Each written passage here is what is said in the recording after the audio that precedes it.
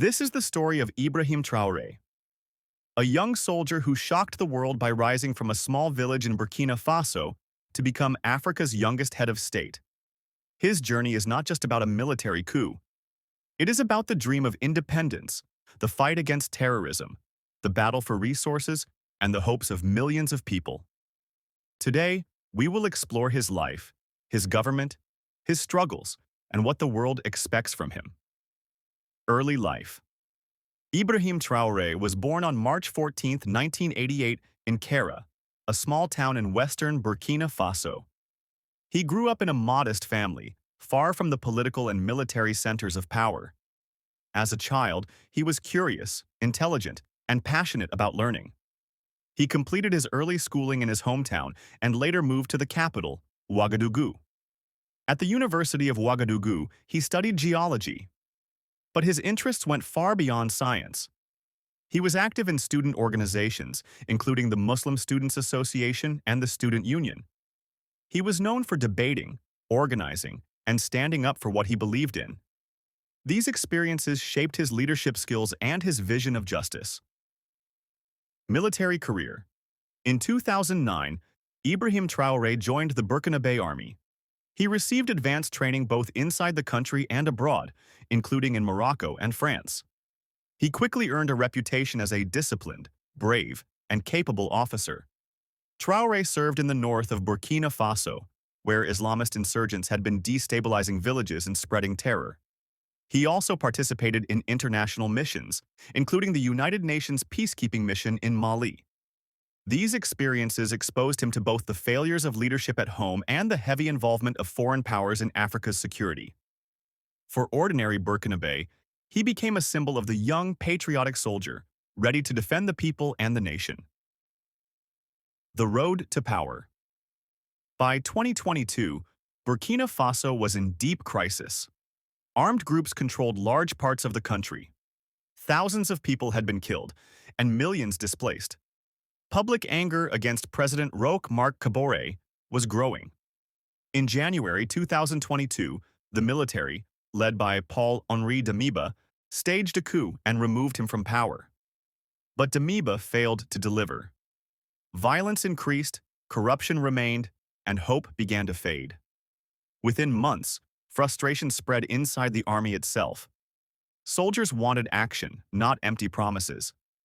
On September 30, 2022, Captain Ibrahim Traoré, just 34 years old, led a coup against Damiba. Crowds celebrated in the streets, waving Burkinabe flags and chanting his name. Traoré became the transitional president, the youngest head of state in the world. He promised to fight terrorism with all his strength, take control of the nation's resources, and restore dignity to his people. Government and reforms. After coming to power, Traoré launched a series of reforms. One of his main focuses was national resources. Burkina Faso is rich in gold, but for decades most of the wealth left the country while ordinary people remained poor. Traoré moved to increase state control over the gold sector. He wanted to make sure that Burkinabe people, not foreign companies, benefited from their own land.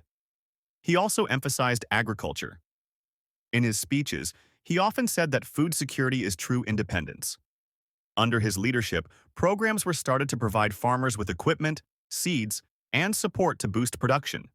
To show that leaders must share the people's sacrifices, he cut the salaries of top government officials. His government also invested in local industries and sought to reduce dependence on foreign aid. Foreign policy. Traoré made some of the boldest foreign policy moves in Africa. In early 2023, he ordered French troops to leave Burkina Faso. For many, this was a symbolic moment, a rejection of decades of French influence in the country. He also refused to be dependent on Western military support, arguing that Burkina Faso must control its own destiny. Instead, he built closer ties with Mali and Niger, two neighboring countries facing similar challenges. Together, they formed the Alliance of Sahel States, known as AES. This regional bloc is designed to strengthen cooperation in security, economy, and sovereignty. At the same time, Traoré opened the door to Russia.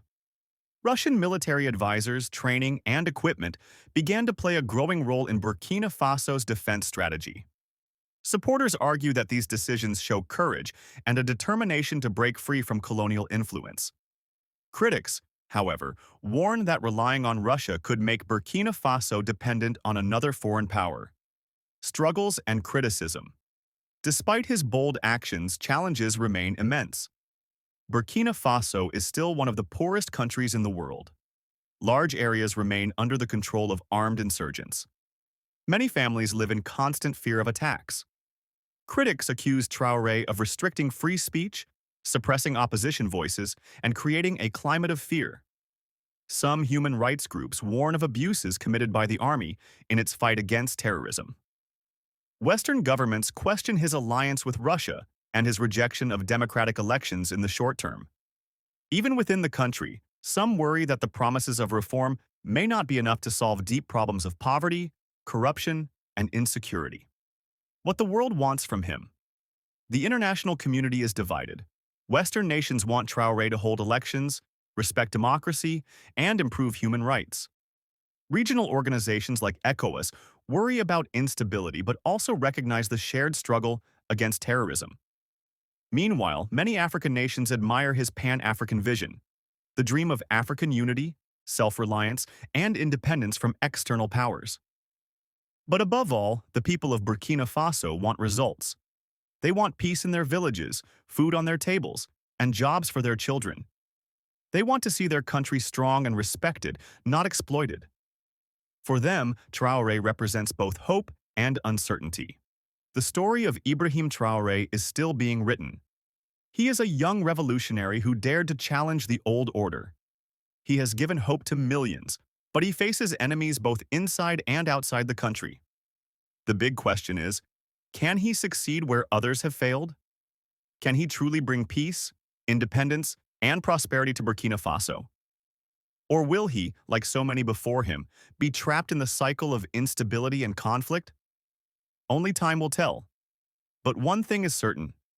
The rise of Ibrahim Traoré has already changed the history of Burkina Faso, and perhaps the future of Africa itself.